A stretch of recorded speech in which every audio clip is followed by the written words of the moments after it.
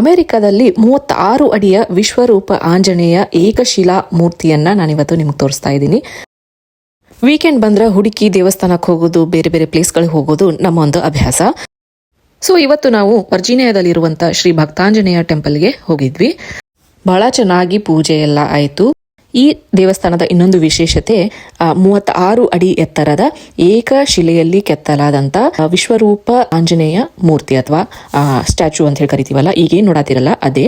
ಇದನ್ನ ಭಾರತದಿಂದ ತರಿಸಲಾಗಿದೆ, ಗ್ರೆನೇಟ್ ಕಲ್ಲಿನಲ್ಲಿ ಕೆತ್ತಲಾಗಿದೆ ಅಂತ ಹೇಳ್ತಾರೆ. ಆಮೇಲೆ ಇದನ್ನ ಫಸ್ಟ್ ಓಷನ್ ಮೂಲಕ ಶಿಪ್ಪಿನಲ್ಲಿ ಸಾಗಿಸಲಾಗುತ್ತೆ. ಆಮೇಲೆ ಹೆವಿ ಟ್ರಾನ್ಸ್ಪೋರ್ಟೇಷನ್ ಟ್ರಕ್ ಮೂಲಕ ಇಲ್ಲಿಗೆ ತರಲಾಯಿತು ಅಂತ ಹೇಳ್ತಾರೆ. ಇನ್ನು ಪ್ರತಿಷ್ಠಾಪನೆ ಆಗಿಲ್ಲ, ಅಂದರೆ ಅದನ್ನ ಮೂರ್ತಿನ ನಿಲ್ಲಿಸುವಂತ ಅಥವಾ ಸಪ್ರೇಟ್ ಆಗಿ ಅದಕ್ಕೆ ದೇವಸ್ಥಾನ ಕಟ್ಟಿಸುವಂತ ಪ್ಲಾನ್ಗಳು ಎಲ್ಲ ಇನ್ನೂ ನಡೀತಾ ಇದೆ. ದರ್ಶನ ಮುಗಿಸ್ಕೊಂಡ್ಮೇಲೆ ಪ್ರಸಾದ ಇತ್ತು, ಪ್ರಸಾದ ಕೂಡ ತಗೊಂಡ್ವಿ.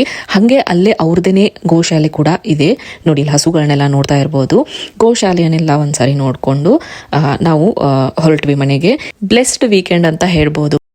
ವಿಡಿಯೋ ಲೈಕ್ ಆಗಿದ್ದಲ್ಲಿ ಫಾಲೋ ಮಾಡೋದನ್ನ ಮರಿಬೇಡಿ. ಹೀಗೆ ಮತ್ತೊಂದು ವಿಡಿಯೋ ಒಂದಿಗೆ ಬರ್ತೀನಿ. ನಮಸ್ಕಾರ ಎಲ್ರಿಗೂ, ಬಾಯ್ ಬಾಯ್.